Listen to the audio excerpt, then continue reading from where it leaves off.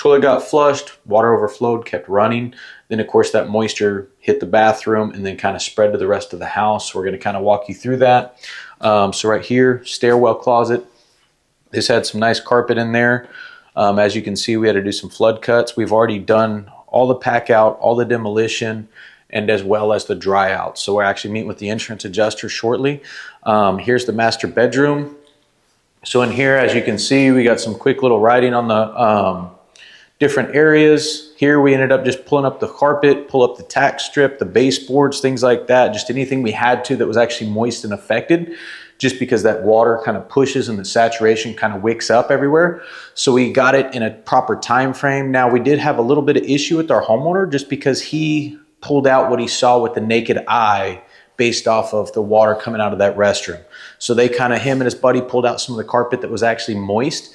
They called us and we actually got referred to them by one of our good friends. And so when we came over here, we took our thermal imaging camera, went through, kind of scanned the thing, and I showed our client, hey, we actually do still have some moisture in there. And we kind of had an issue until he kind of understood where we were going with that. And then once he was shown the evidence and the proof, then we were able to kind of get the process started. We got one of our crews over here to kind of get everything packed out, got that planned on logistics, got his contents out of here as quick and efficient as possible. And then as soon as that was done, we set equipment, started doing our demolition, got it all dried out. So it's a pretty seamless process, but it does take some time. It's not easy, but whenever you're working with a good contractor who knows what they're doing, they can kind of get you prepped in those steps to handle this thing in a time efficient manner. Other than that, now he's kind of not more knowledgeable on this. So now he's kind of letting us just take the reins and deal with him and his insurance carrier as well and kind of walk him through that process as we go while we're educating him on this.